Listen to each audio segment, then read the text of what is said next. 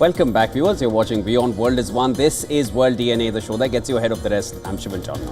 And I'm Heem Kaur Suraya, and on the show today, Donald Trump has unveiled a raft of punishing tariffs ranging from minimum 10% to as high as 49%, targeting countries around the world. The US president said he will impose a 10% universal tariff on all imported foreign goods. Lots to discuss on that front. We'll get you all the details on that, of course. Of course, and Trump has levied discounted tariffs, is what he's calling them. And while some countries have already been reducing their tariffs on US goods, China is poised to take a more aggressive stance in countering these tariffs. So with the two largest economies in the world at loggerheads, how will this impact the global economy? We'll track that closely for you. Let's start with the headlines. This is World DNA. This is Liberation Day. Waiting for a long time. Donald Trump announced sweeping tariffs on trading partners on what he has called the Liberation Day. The US President declares 10% universal duties on all imported foreign goods and reciprocal tariffs on a few dozen countries.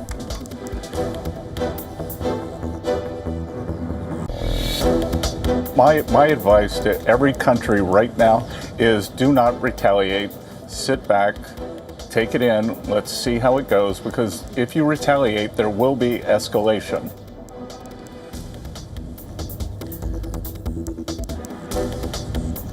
US Treasury Secretary Scott Bessent warns trading partners against any retaliation to the new US tariffs.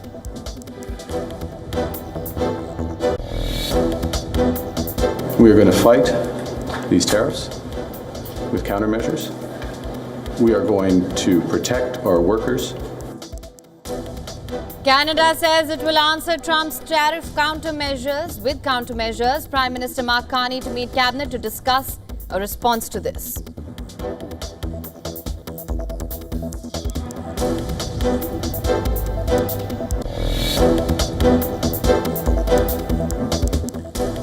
India to face 26% tariffs on its goods entering the US. Chinese imports to face 34% duty. Cambodia and Vietnam to bear the heaviest burden with 49 and 46% tariffs on imports to the US.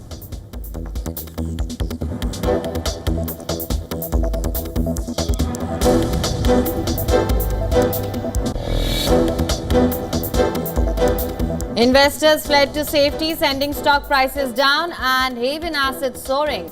S&P 500 futures fell more than 3.5%, while those for the Nasdaq 100 fell 4.5%. Thursday's opening saw stocks in South Korea, Japan and Australia plunging.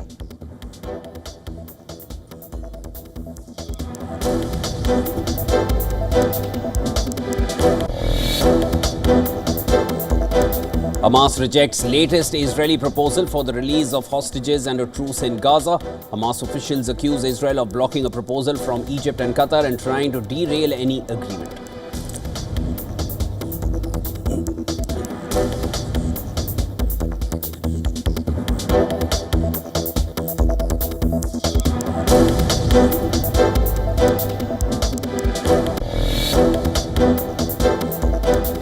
Indian Prime Minister Narendra Modi embarks on a two-day visit to Thailand to participate in the 6th BIMSTEC summit to meet King and Prime Minister of Thailand.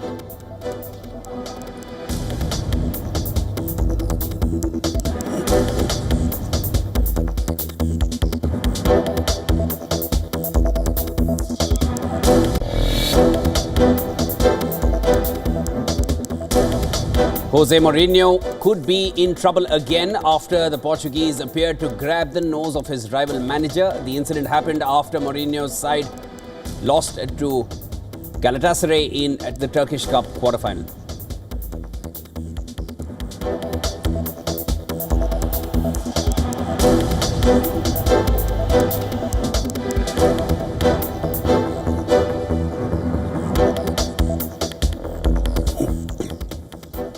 Our top focus on World DNA this morning. Donald Trump has unveiled a raft of punishing tariffs ranging from a minimum of 10% to as high as 49%, targeting countries across the globe. Well, the US president said he will impose a 10% universal tariff on all imported goods being imported into the US, and these are in addition to the reciprocal tariffs on a few dozen countries. Now, speaking in the White House Rose Garden, Trump unveiled these tariffs on what he called Liberation Day, calling the tariffs a declaration of economic independence.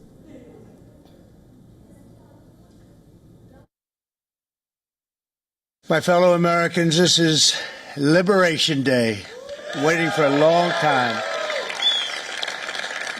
April 2nd, 2025 will forever be remembered as the day American industry was reborn, the day America's destiny was reclaimed, and the day that we began to make America wealthy again. Now, the 10% universal tariff will go into effect on the 5th of April, while the reciprocal tariffs will begin on the 9th of April. These tariffs will take effect some of the closest trading partners of the US.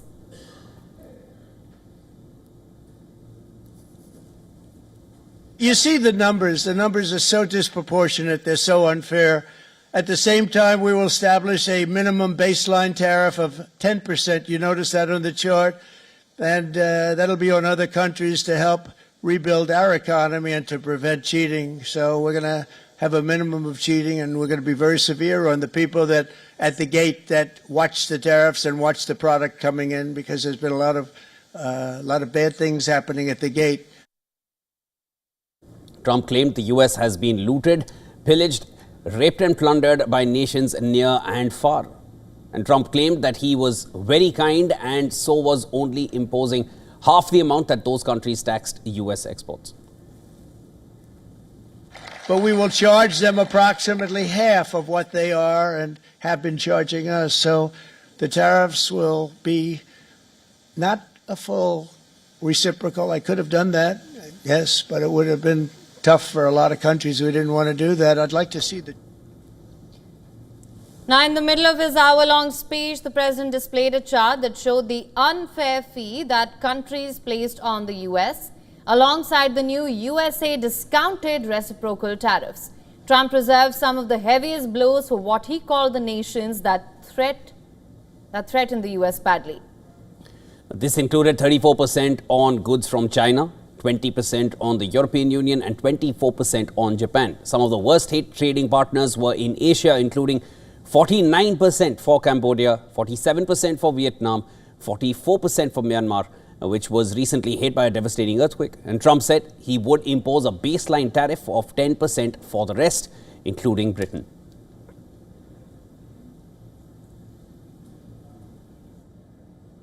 If you look at that, China, first row, China, 67%. That's tariffs charged to the USA, including currency manipulation and trade barriers. So 67%, I think you can, for the most part, see it. Those with good eyes, with bad eyes. We didn't want to bring, it's very windy out here. We didn't want to bring out the big charts because it had no chance of standing. Fortunately, we came armed with a little smaller chart. So 67%, so we're going to be charging a discounted reciprocal tariff of 34%. I think, in other words, they charge us, we charge them less. So how can anybody be upset? They will be, because we never charge anybody anything. But now we're going to charge. You know, you think of European Union, very friendly. They rip us off. It's so sad to see. It's so pathetic. 39%, we're going to charge them 20%. So we're charging them essentially half. Now, speaking about India, President Trump described tariffs by New Delhi as very, very tough, adding, as India charges US 52%, so we will charge them half of that, 26%. Trump has telegraphed the move for weeks, insisting tariffs will keep the United States from being ripped off by other countries and spur a new golden age for the American economy. But many experts warn that the tariffs risk triggering a recession at home for the US and a damaging trade war abroad.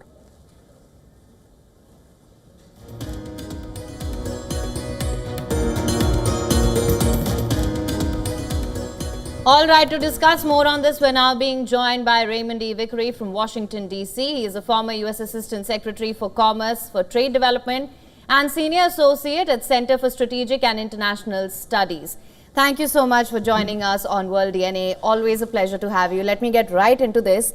Of course, we've seen even in the run-up to this announcement that there were jitters in the market. Economists were nervous as well. Do you think these reciprocal tariffs that have now been unveiled will actually lead to the trade war and the trade meltdown that everyone has been dreading, in fact? Well, thanks very much for having me. It's always a pleasure to be on World is One Network. WION has a particular place to play in bringing the world together. Unfortunately, what President Trump has done today is exactly the opposite. After World War II, we put together international institutions all the way from the UN to the General Agreement on Tariffs and Trade, which later became the WTO, so that we would have a mechanism whereby the world would operate with consensus, would operate on a most favored nation basis to build peace and prosperity around the world. But what has happened today is taking an axe to the root of these international institutions. They're gone in favor of bilateral negotiations, which are suitable to President Trump's former profession of real estate, but not suited to building peace and prosperity in the world.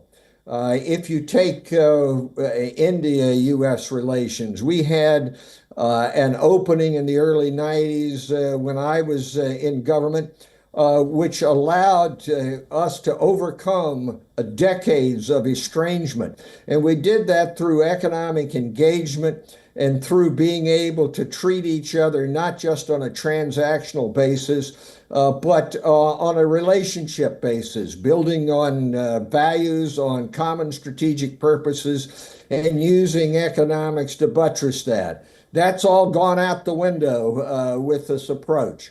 I think that the trade war is on in earnest. You heard our Secretary of the Treasury saying, well, you shouldn't retaliate. You should just stand still. Well, people are going to do that around the world. Already, there are those who think, listen, our sovereignty is being damaged by this.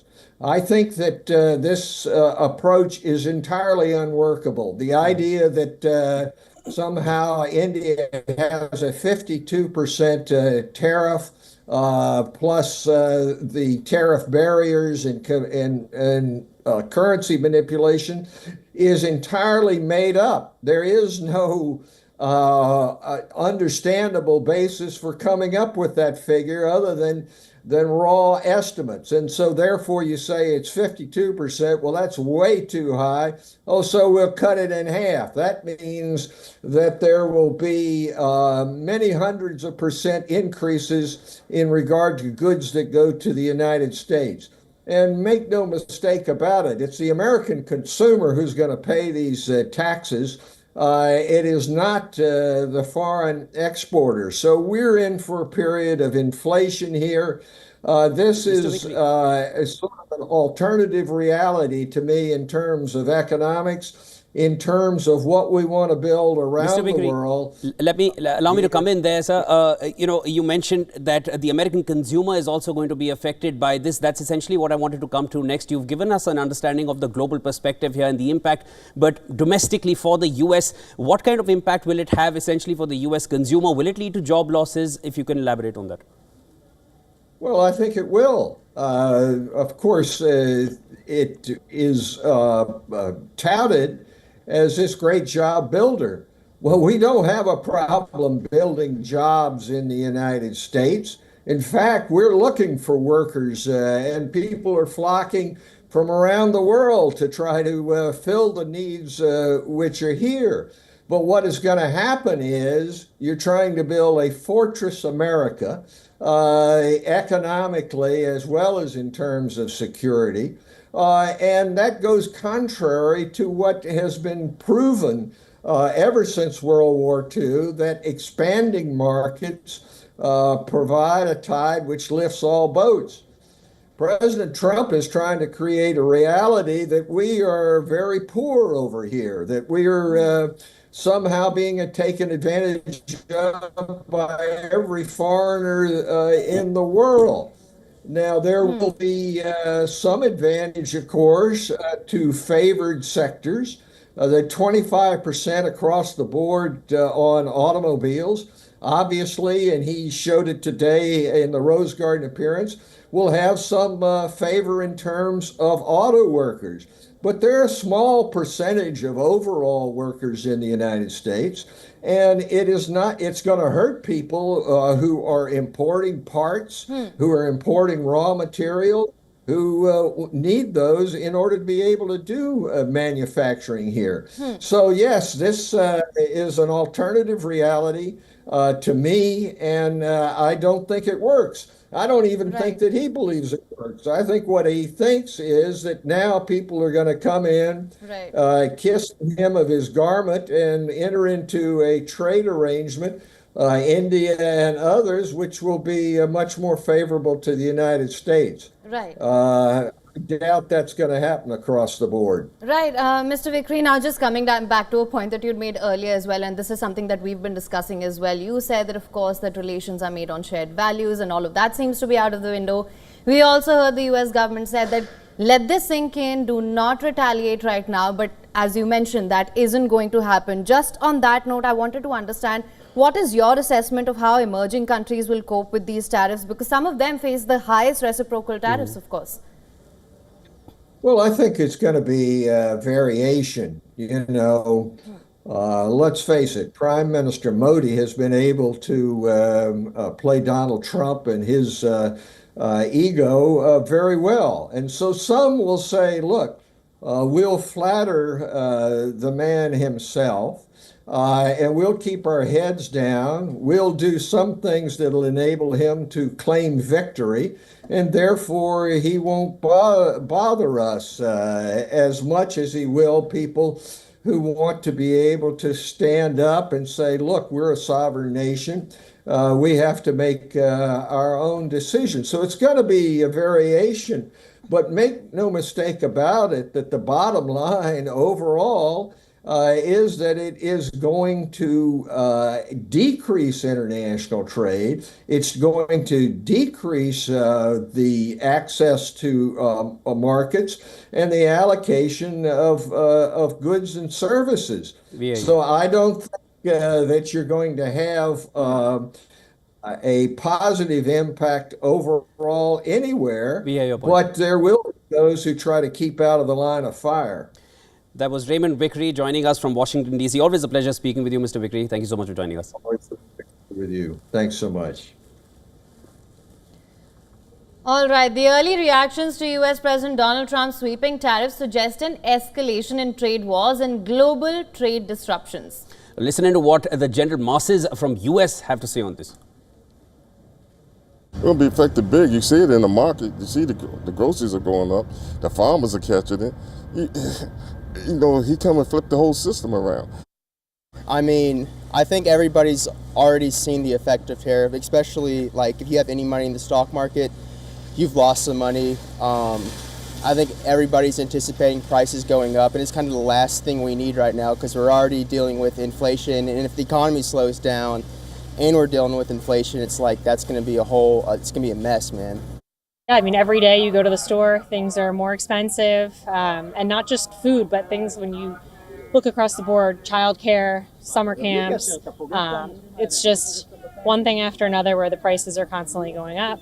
And what makes it most interesting to me, I didn't vote for him, but he ran on the platform of lowering prices, and I feel like we, as people who weren't in favor of his platform and what they were running for, watched other people get duped, and now we're all paying the price for it. And it's like, are we going to have 4 years of just prices continuing to go up? I mean, I think everybody's already seen the effect of tariff, especially like if you have any money in the stock market, you've lost some money. I think everybody's anticipating prices going up, and it's kind of the last thing we need right now because we're already dealing with inflation, and if the economy slows down and we're dealing with inflation, it's like that's going to be it's going to be a mess, man. Donald Trump has said that he will stop Russia's war on Ukraine as his administration continues intensified truce efforts. And Trump said during the tariff announcement event that the war would have never happened if he was president. We've heard that before. Listen to this. You have to get Russia. They're losing 2,000 on average, 2,500 people a day, young people, soldiers, Russian. Think of that, 2,500 through some days, but on average, probably over about a 1 week period, it's 2,712, they say. They're losing those soldiers. They're dying. They're being decimated. Now, the Kremlin has said that a visit to the US by Vladimir Putin's envoy, Kirill Dmitriev, is possible and that contacts with the US are continuing. Dmitriev is expected in Washington this week for talks with the Trump administration. Kremlin spokesperson Dmitry Peskov said that Putin is serious about engaging in a peace process and that Moscow will keep working with the Americans despite daily Ukrainian strikes on Russian energy infrastructure. After the US brokered pause on strikes on energy infrastructure, both Russia and Ukraine have been continually accusing each other of violating that moratorium. In the latest, Moscow has claimed that 2 high-rise buildings have been damaged in Russian southern city of Tangorog after a Ukrainian drone attack. As per the acting governor of Rostov region, 85 residents had been evacuated from one of the buildings. Meanwhile, Ukrainian President Zelensky was seen visiting wounded soldiers in Dnipro hospital. Released footage shows Zelensky observing doctors operate, talking to the wounded soldiers and giving out awards as well. Now, as efforts to reach a ceasefire continue, NATO allies have pledged more than 20 billion euros in military support for Ukraine in the first 3 months of the year. NATO Secretary General Mark Rutte made the announcement as foreign ministers from the alliance met in Brussels to discuss further support for Ukraine.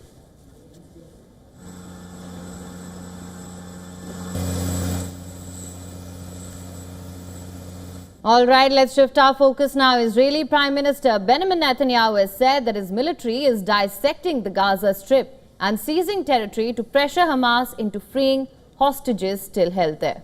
Netanyahu said that the Israeli army is taking control of the Morag Axis, a strip of land between Khan Yunis and Rafah, a former Israeli settlement that was evacuated when Israel unilaterally pulled out of Gaza in 2005.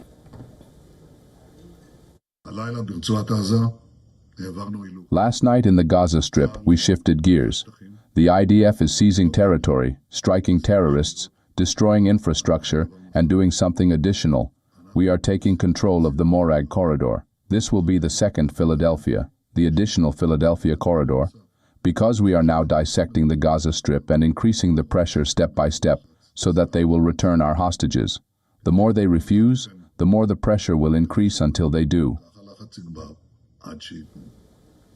Defense Minister of Israel, Israel Katz, earlier said that Israel would bolster its military presence in the Palestinian territory to destroy and clear area of Hamas infrastructure. He said the operation would seize large areas that will be incorporated into Israeli security zones already under military control. The Israeli military released video to show its troops operating in the southern Gaza Strip city of Rafah. The footage included the soldiers operating and firing from inside houses as well as aerial videos of the strikes. The IDF said its troops have completed the encirclement of the Tal al-Sultan area in Rafah.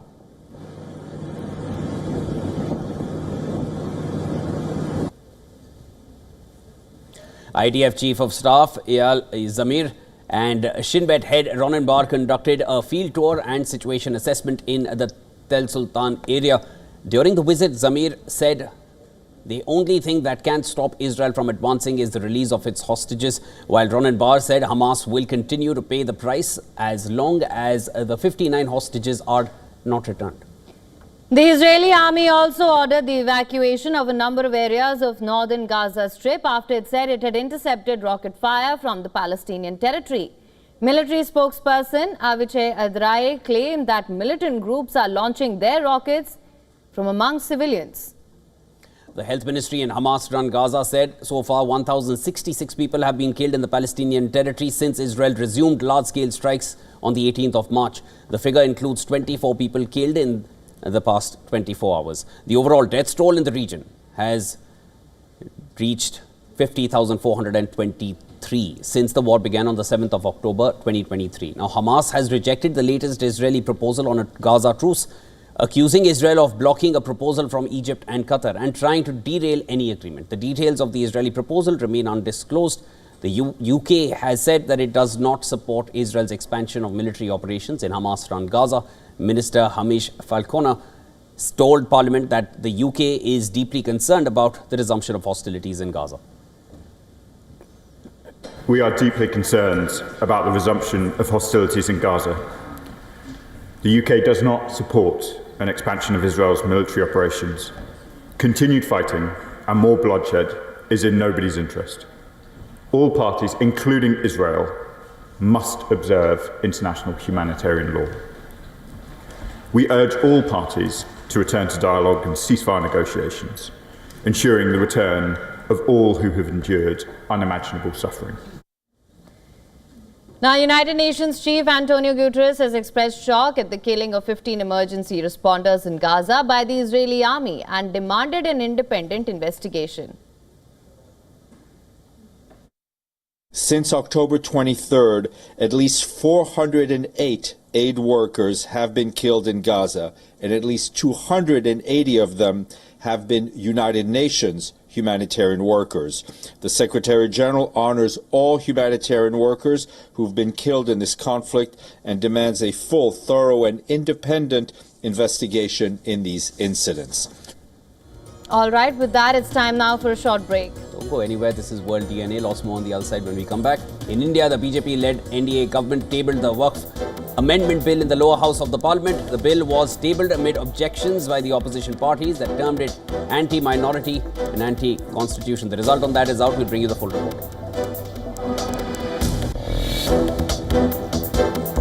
Following the deadly earthquake of 7.7 magnitude, Myanmar's ruling military government has announced temporary ceasefire in operations against armed opponents from the 2nd of April till the 22nd. We'll get you all the latest on the other side.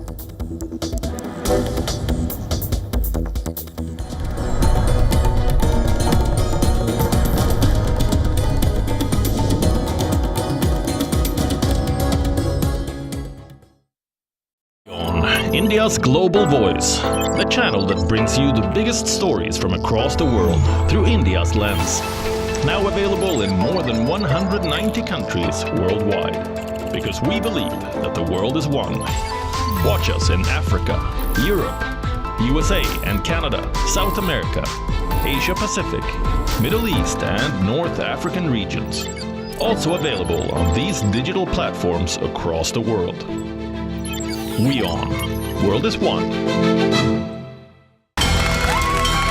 From the bustling trading floors of Wall Street to the vibrant exchanges of Asian stock markets, WION breaks it down for you to make sense of what's happening. As we reveal the key factors behind events, strategic battles, and the game-changing business decisions that shape the world. We bring you all of this and more on World Business Watch. To bring the benefits of the Subhash Chandra Show to your educational institution, teachers and students, send an invitation to Juhi Jha at juhi@such.org.in.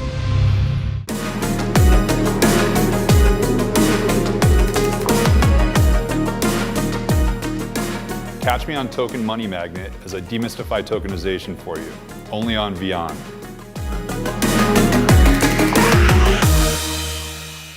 WION, India's Global Voice, the channel that brings you the biggest stories from across the world through India's lens.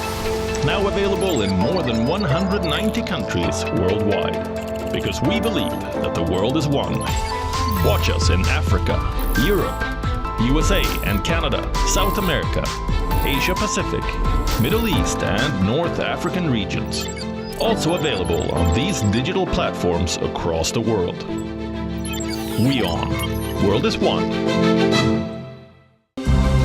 To bring the benefits of the Subhash Chandra Show to your educational institution, teachers and students, send an invitation to Juhi Jha at juhi@such.org.in.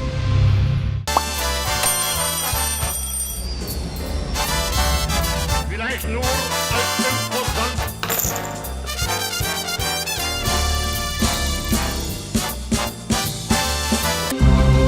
bring the benefits of the Subhash Chandra Show to your educational institution, teachers and students, send an invitation to Juhi Jha at juhi@such.org.in.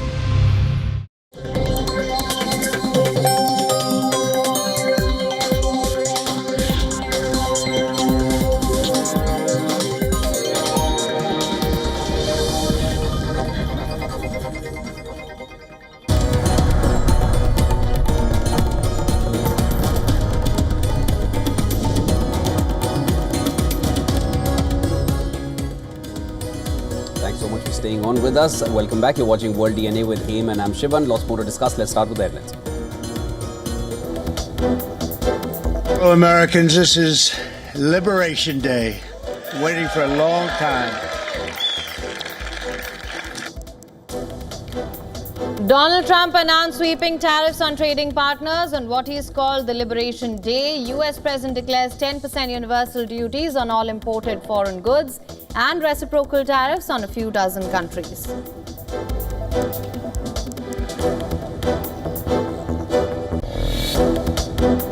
My advice to every country right now is do not retaliate.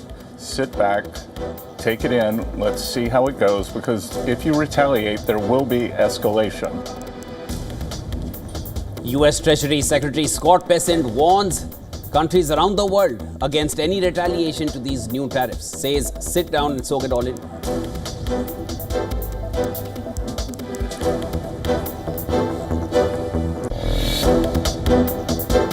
We are going to fight these tariffs with countermeasures. We are going to protect our workers. Canada says it will answer Trump's tariffs with countermeasures. Prime Minister Mark Carney to meet cabinet to discuss a response.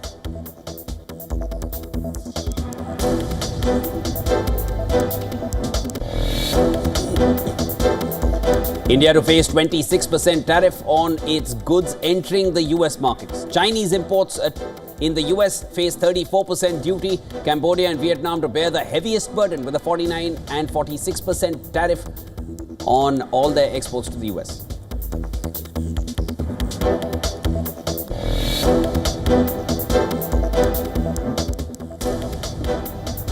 Following Trump's reciprocal tariffs, gold reached a new record high of $3,160 an ounce. The yellow metal has hit 17 fresh records this year.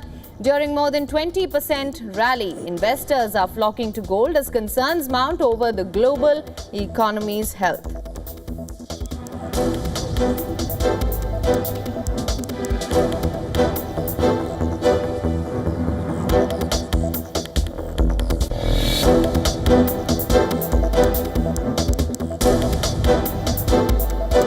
Hamas rejects the latest Israeli proposal for the release of hostages and a truce in Gaza.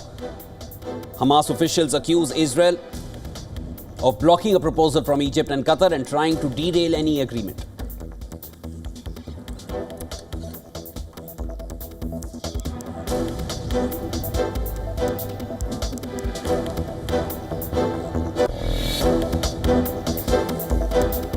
India's Prime Minister Narendra Modi embarks on a two-day visit to Thailand to participate in the 6th BIMSTEC summit, set to meet King and Prime Minister of Thailand.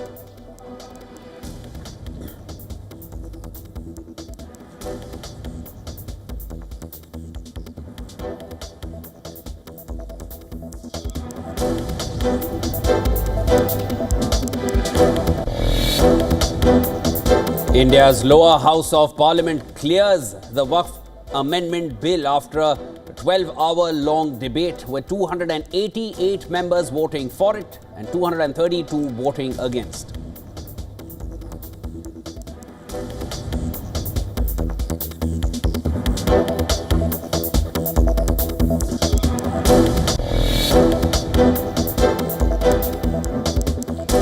Jose Mourinho could be in trouble again after the Portuguese appeared to grab the nose of his rival manager. The incident happened after Mourinho's side, Fenerbahce, lost to Galatasaray in the Turkish Cup quarter-final.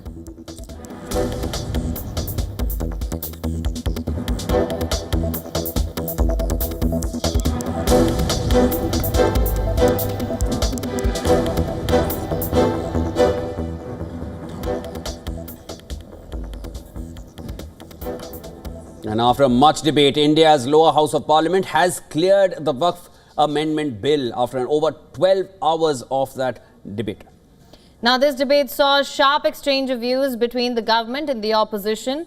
The lower house passed the legislation with 288 in favour and 232 against it. The proceedings began on a stormy note earlier, with the opposition putting up a united front against the amendment to the 1995 Waqf bill. NDA-led government has tabled the bill amid objections by the opposition parties that termed it anti-minority and anti-constitution.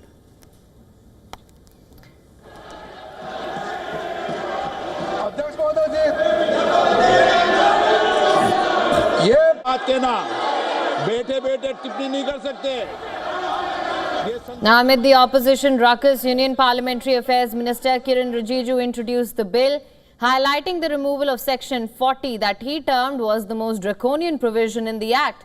Rijiju also asserted that there were prolonged consultations with opposition in the proposed changes through the Joint Parliamentary Committee process.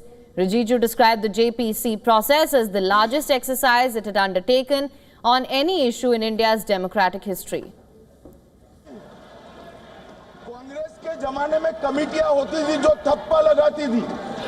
Union Home Minister Amit Shah also called out the opposition for objecting to the bill despite being a part of the JPC that worked on the proposed changes to this bill.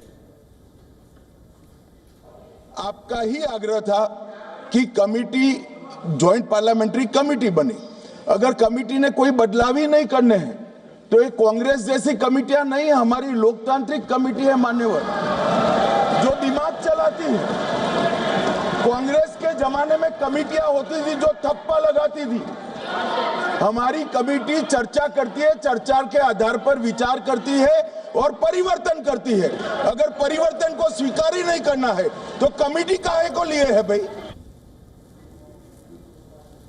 The central government maintains that the changes to the original bill seek to address issues and challenges in regulating and managing Waqf properties. The opposition disagrees with the centre's assertion that it will improve the administration and management of Waqf properties in India.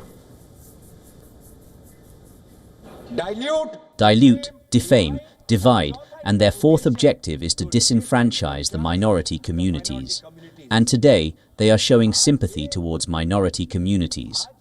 Minority communities के प्रति Even as the bill did not secure a bipartisan support, it sailed through in the lower house as the centre enjoys a strong majority in the house.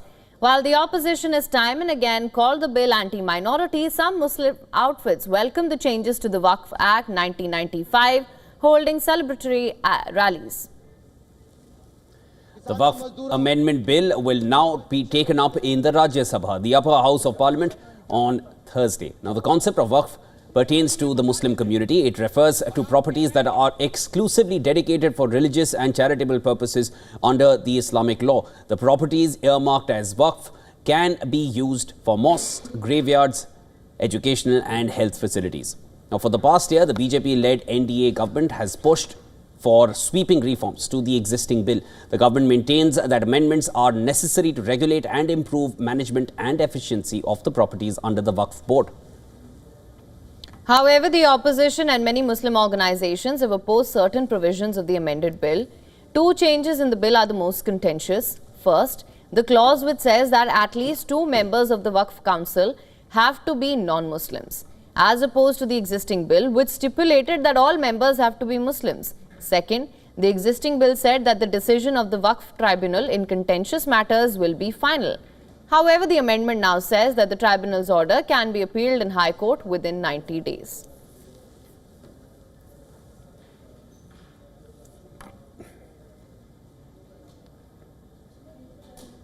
And the Indian Navy launched a crackdown on illegal drug trafficking by seizing over 2,500 kilos of narcotics. The operation was carried out by INS Tarkash in the Indian Ocean after it received intel from the Navy's P-81 aircraft regarding suspicious vessels operating in the area. More in this next report. Take a look.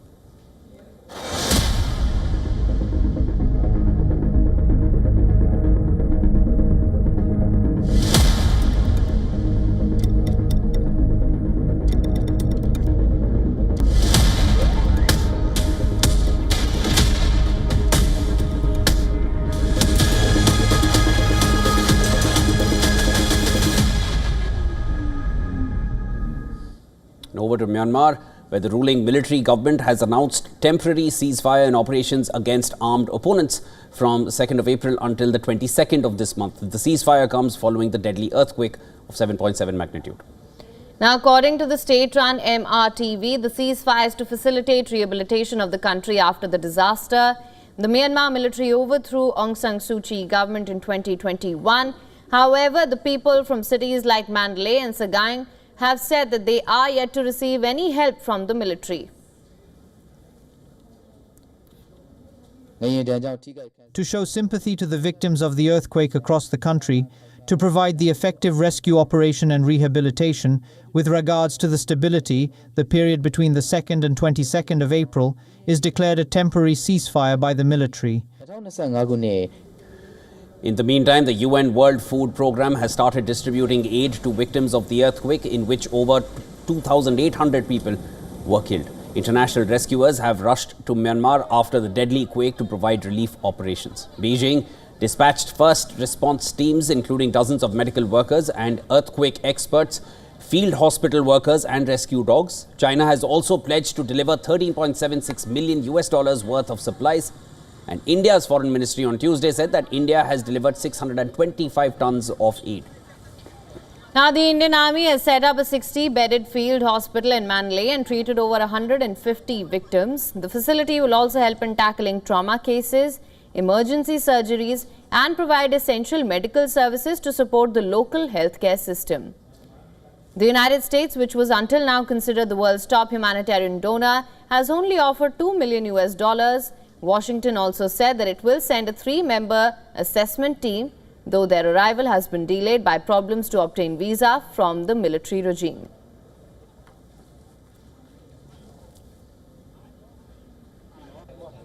And South Korea is bracing for possible blowback from the impending verdict on suspended President Yoon Suk Yeol's impeachment. Acting President Han Duck-soo has urged political leaders across party lines to accept the verdict and not make statements that trigger violence. I also urge politicians at this moment, we must prioritize the safety and survival of the community over political gains or losses. Please show a responsible attitude that contributes to social integration rather than disunity and conflict. Especially, I earnestly ask the politicians to refrain from making statements that could prompt or induce illegal protests and violence. The acting president, who himself was acquitted by court just last week, has ordered authorities to step up security and protection of constitutional court's judges.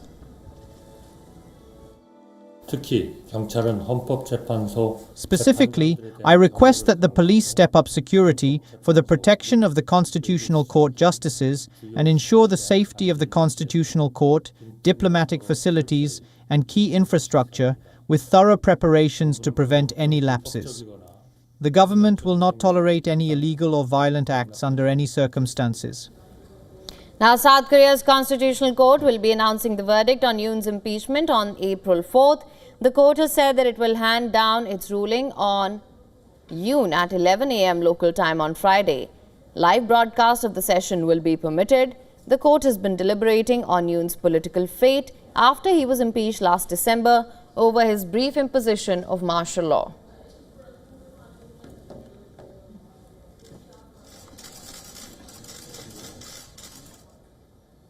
Initially feared to strike Earth, an asteroid 2024 YR4 has now shifted its sights onto a new target. This city-killer asteroid, capable of unleashing a force equivalent to 500 Hiroshima bombs, is no longer a threat to our planet but poses a potentially catastrophic scenario for our lunar companion. Take a look.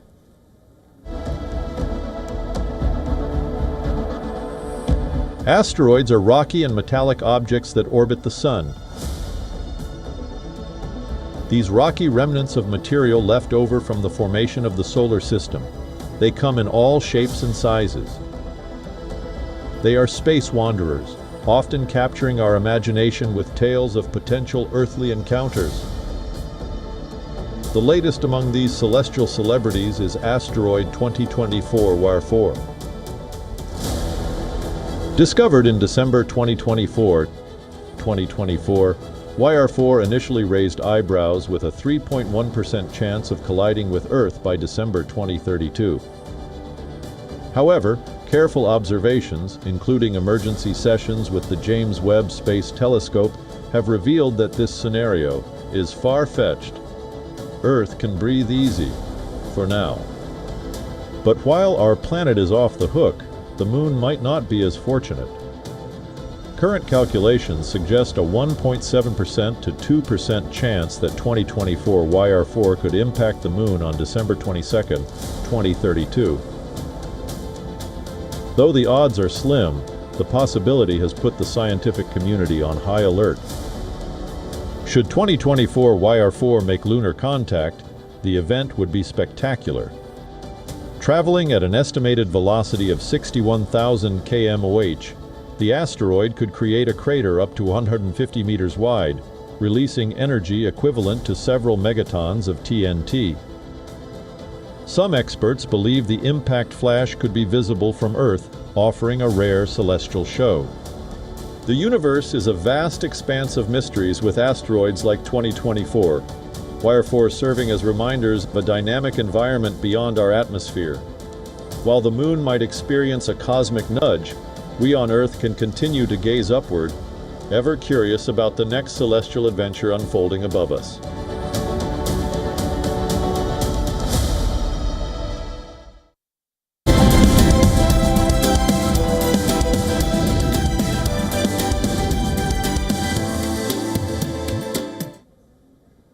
Now, is a college degree still the ticket to long-term success, or is it losing its value in the United States? With student debt soaring and income premiums shrinking, we break down whether the investment in higher education is still worth it in the US. Take a look at this next report. Once hailed as the golden ticket to success, the college degree has long been the crown jewel of American higher education. But with student debt climbing and job markets shifting, many are asking, is the degree premium still the treasure it once was? The numbers tell an interesting story. For 25 to 34-year-olds, a bachelor's degree still boosts income by 200% to be exact. But before you break out the champagne, consider this. In 1960, that premium peaked at 237%. As more Americans earn degrees, the return on investment is starting to shrink faster. When it comes to gender and race, the stakes vary. Women once lagging in higher education now see diminishing returns from their degrees, while men's income has stagnated. Asians continue to cash in on the college jackpot, while Hispanic and women of color enjoy the best bang for their buck, even though their degree rates lag behind. Despite these mixed returns, one thing is clear: a degree still pays higher dividends in most cases, just not quite as richly as before. So is college worth it? Well, that depends on who you ask. But with some savvy choices, a degree still offers a decent payout. Business Bureau WION World is One.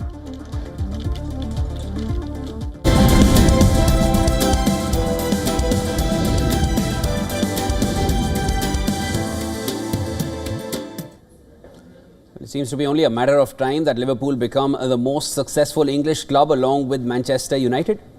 Now the Reds continued their march to a record equaling 20th English Premier League title with a 1-0 win over Everton in the Merseyside derby at Anfield.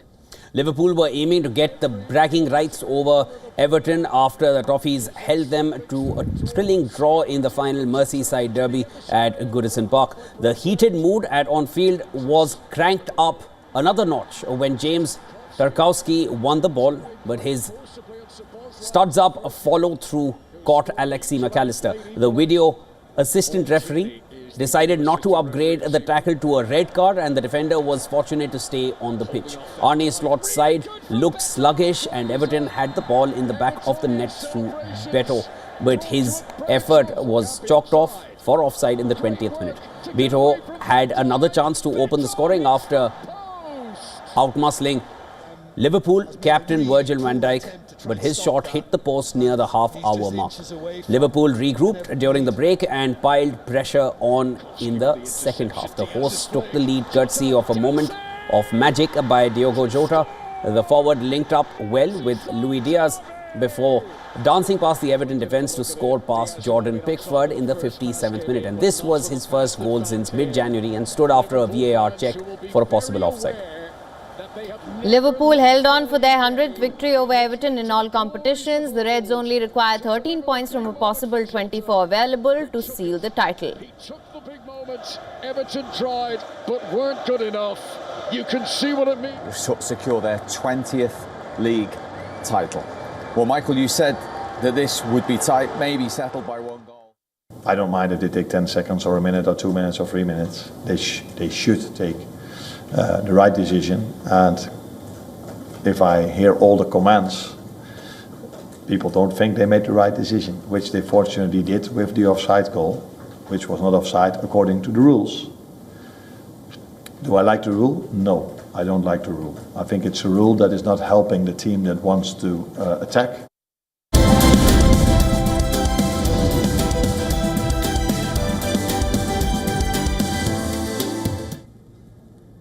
Now, Warfare, a new film directed by Ray Mendoza and Alex Garland, enjoyed a premiere in London. The movie plunges viewers into the heart of a 2006 Iraq war mission and is based on the real-life experience of soldiers, including combat veteran Mendoza. More details in this next report.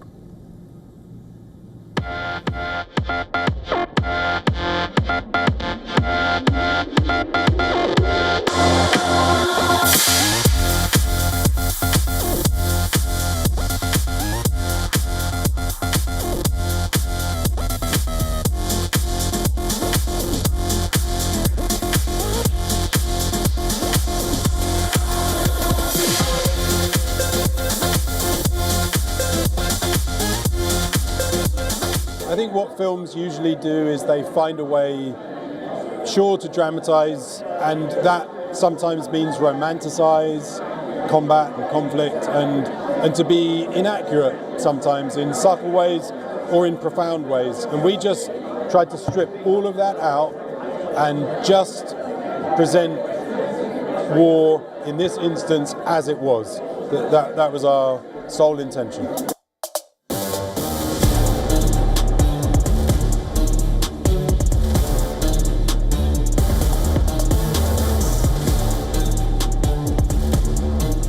I wanted to make it for Elliot Miller, who's played by Cosmo Jarvis. And so I've been in this industry for 15 years now, and it's just kind of a goal, a journey for me to acquire all the tools and the skills I needed along the way to make that. And then linking up with Alex, you know, he was kind of the last piece of the puzzle.